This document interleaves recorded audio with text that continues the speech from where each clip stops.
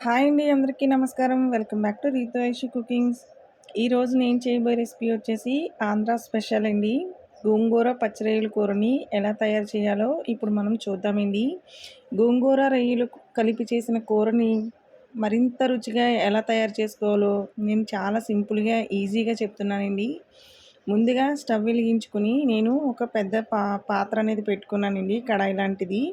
ఇప్పుడు నేను ఇందులో ఎర్రటి, పుల్లటి గోంగూర అనేది తీసుకున్నానండి. ఇలా మీరు ఎర్రటి గోంగూర అనేది తీసుకోవాలి. ఇలా నేను ఆకుల్ని శుభ్రంగా కట్ చేసుకున్నానండి. ఇది నేను 3 కట్టల వరకు తీసుకున్నానండి చిన్నవి. దీన్ని మనం శుభ్రంగా మట్టి అది ఉంటుంది కదండీ! 2, 3 సార్లు అనేది మనం బాగా వాష్ చేసుకొని, నీరంతటిని కూడా ఇలా వడకట్టేసుకొని పక్కన పెట్టుకోవాలి. అదే ఆ తర్వాత మనం స్టవ్ మీద పెట్టుకున్న ఈ గిన్నెలో వేసేసుకోవాలండి గోంగూర అంతటిని కూడా. ఇప్పుడు నేను ఇందులో ఒక 5 పచ్చిమిరపకాయలు, అలాగే చిన్న ఉల్లిపాయ అంతా కూడా వేసుకున్నానండి. ఇందులో నేను 2 పిక్కల వరకు చింతపండు అనేది వేసుకున్నాను. అలాగే ఒక హాఫ్ టీ స్పూన్ వరకు పసుపు, 1 టీ స్పూన్ వరకు కారం అనేది వేసుకున్నానండి. ఇందులో నేను 2 టీ స్పూన్ల వరకు ఉప్పు కూడా వేసుకొని, ఒక గ్లాస్ వరకు వాటర్ అనేది వేసుకొని, మనం కలిపేసుకొని బాగా స్టవ్ వెలిగించేసుకొని ఉంచుకున్నాం కదండి ముందుగానే. మొత్తం అంతా కూడా మనకి దగ్గరగా ఉడికిపోవాలండి. ఇది మా నానమ్మ వాళ్ళు చిన్నప్పుడు ఇలాగే చేసుకునేవారంటండి. మా నానమ్మ వాళ్ళ అమ్మ వాళ్ళు ఈ గోంగూర పచ్చిరొయ్యల కూరని ఇలాగే చేసుకునేవారంటండి. మీరు ఎన్నోసార్లు గోంగూర పచ్చిరొయ్యల కూరని చాలా విధాలుగా ట్రై చేసి ఉంటారు. నేను చెప్పిన విధంగా అయితే ఒక్కసారి అయితే ట్రై చేయండి. చాలా బాగుంటుందండి. ఇది చేసుకోవడం కూడా చాలా ఈజీ అనమాట. ఇది మనకి 2, 3 రోజుల వరకు నిలవ ఉంటుందండి. అప్పట్లో చేసేవారు కదా! అందుకని కూరలనేవి చాలా టేస్ట్‌గా కూడా ఉంటాయి. ఇది బ్యాచిలర్స్ గానీ, కొత్తగా వంట చేసుకునే వాళ్ళకి గానీ చాలా ఈజీగా అయిపోతుందండి ఈ రెసిపీ. చూసారు కదా! మనం వేసిన వాటర్ అంతా కూడా బాగా ఎగిరిపోయి, గోంగూర అనేది ఇలా ఉడికిపోయిందండి. మనం ఇందులో మీరు కావాలంటే ఇప్పుడు ఉప్పు అనేది కూడా, పులుపు అనేది కూడా చెక్ చేసుకోవచ్చండి. చూసారు కదా! ఇప్పుడు మొత్తం అంతా బాగా ఉడికిపోయింది. స్టవ్ అనేది కట్టేసుకొని, ఇలా నేను పప్పు గుత్తు సహాయంతో బాగా మెదిపేసుకోవాలండి. మీకు డౌట్ రావచ్చు, మిక్సీ వేసుకోవచ్చు కదా అని.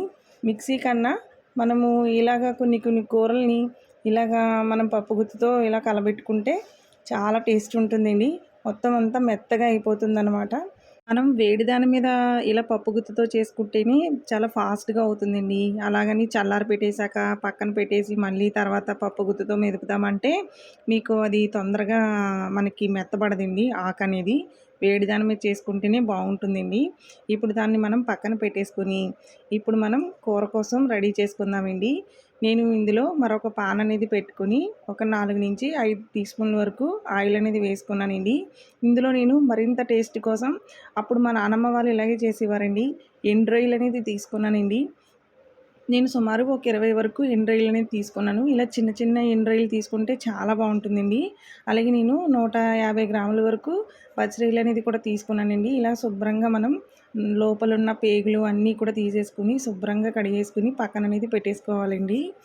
రొయ్యలు కూడా మనకి తలకాయ, తోకలు ఇవన్నీ ఉన్నాయన్నీ కూడా శుభ్రంగా క్లీన్ చేసేసుకొని, రొయ్యల్ని కూడా 3, 4 సార్లు బాగా కడిగేసుకోవాలండి. ఎండు రొయ్యలనేది కూడా మనకి క్లీన్‌గా చేసేసుకొని, కడిగేసుకొని పక్కన పెట్టేసుకున్నాం కదండీ! ఆయిల్ బాగా వేడయ్యాక రొయ్యలనేది వేసుకుంటే చాలా స్మెల్ తోటి అసల టేస్ట్ అనేది గోంగూర, ఎండు రొయ్యలకేనండి రుచనేది. అంత బావుంటుందనమాట. ఒక్కసారి నేను చెప్పిన విధంగా అయితే ఇలా ట్రై చేయండి. గోంగూర పచ్చి రొయ్యల కూరని మీరెప్పుడు ఇలాగే చేసుకొని తినాలని అనుకుంటారనమాట. చూసారు కదండీ! రొయ్యలనేది బాగా వేగిపోయాయి కదా ఆయిల్‌లో. మనం మీడియం ఫ్లేమ్‌లో ఫ్రై చేసుకుంటే అన్నీ చాలా బాగా ఒకేసారి ఫ్రై అవుతాయండి. ఇప్పుడు మనం రొయ్యలన్నిటిని కూడా ముందుగానే గోంగూరలో వేసేసుకోవాలండి. పక్కన వేరే ప్లేట్‌లో గానీ, లేదంటే మనం ముందుగానే ఉడికించి పెట్టుకున్న గోంగూరలో వేసేసుకున్నానండి నేనైతే. అదే ఆయిల్‌లో మళ్ళీ నేను పచ్చి రొయ్యలనేది వేసుకున్నానండి. ఈ రొయ్యల్లో ఉన్న వాటర్ అంతా కూడా మనకి ఉడికి రొయ్యలనేది కూడా చాలా మెత్తగా అవ్వాలండి. చాలామంది ఏంటంటే రొయ్యలనేది చాలా గట్టిగా రబ్బర్‌లా అయిపోయేలాగా ఉడికించేస్తారు, వేయించేస్తారనమాట. అలా కాకుండా ఇక్కడ నేను మీకు ఒక చిన్న టిప్ అనేది చెప్తానండి. ఇందులో నేను రొయ్యలకి సరిపడగా కొంచెం అంటే చప్పదనం కాకుండా ఉండాలి అంటే ఇందులో నేను కొంచెం ఉప్పు, కారం, కొద్దిగా పసుపు కూడా వేసుకొని బాగా మనం వీటిని ఫ్రై చేసుకోవాలండి. మీడియం ఫ్లేమ్‌లో పెట్టుకుని ఫ్రై చేసుకోండి. కొంచెం బాగా మెత్తగా ఉడుకుతుందనమాట. ఇప్పుడు నేను ఉప్పు, పసుపు వేసుకున్న వీడియో అనేది కొంచెం స్కిప్ అయిందండి. మీరు మాత్రం వేసుకోండి. ఇప్పుడు మనకి రొయ్యలనేది మొత్తం వాటర్ అనేది అంతా పోయింది కదండీ! ఇప్పుడు నేను ఇందులో కొంచెం ఇలా వేయించేసుకోవడం వల్ల రొయ్య అనేది కొంచెం బాగా గట్టిగా అయిపోతుందనమాట. ఇందులో నేను ఒక 3 టీ స్పూన్ల వరకు కొంచెం వాటర్ అనేది వేసుకున్నానండి. అలా వేసుకొని మనం ఉడికించుకోవడం వల్ల రొయ్యలు కూడా మనకి మెత్తబడి బాగుంటుందన్నమాట అండి. చాలా బాగుంటుంది. మనకి కూర ఎక్కడ కూడా మనకి పాడవదండి. ఇలా మనం ఉడికించి చేయించుకోవడం వల్ల. చూసారు కదా! మొత్తం వాటర్ అంతా కూడా ఇంకిపోయింది కదండీ! మనకి పచ్చి వాసన కూడా ఉండదండి. మెయిన్ రొయ్యల్లో నీసు వాసన గానీ, పచ్చి వాసన గానీ అలాంటిది ఏమి ఉండదు. ఇప్పుడు మనకి రొయ్యలంతా కూడా బాగా వేగిపోయినాయి కదండీ! ఇప్పుడు పక్కన పెట్టేసుకోవాలి. మళ్ళీ సేమ్ అదే ఆయిల్‌లో దంచి పెట్టుకున్న ఒక 10-12 వెల్లుల్లి రెబ్బలనేది వేసుకోవాలండి. వెల్లుల్లి మంచి ఫ్లేవర్ ఇస్తుందండి. మీరు తప్పకుండా ఎక్కువ వెల్లుల్లిపాయలు వేసుకోవడానికైతే ట్రై చేయండి. చాలా బాగుంటుంది. ఇప్పుడు నేను ఇందులో ఆవాలు కూడా మనకి చిటపటలాడాలండి. చాలా టేస్టీగా ఉంటుంది గోంగూరలో ఆవాలు కూడాని. అలాగే నేను ఒక టీ స్పూన్ వరకు జీలకర్ర ఇవన్నీ కూడా మనం బాగా వేగించుకోవాలండి సిమ్‌లో పెట్టుకుని. కొంచెం మినపప్పు వేసుకోవాలండి.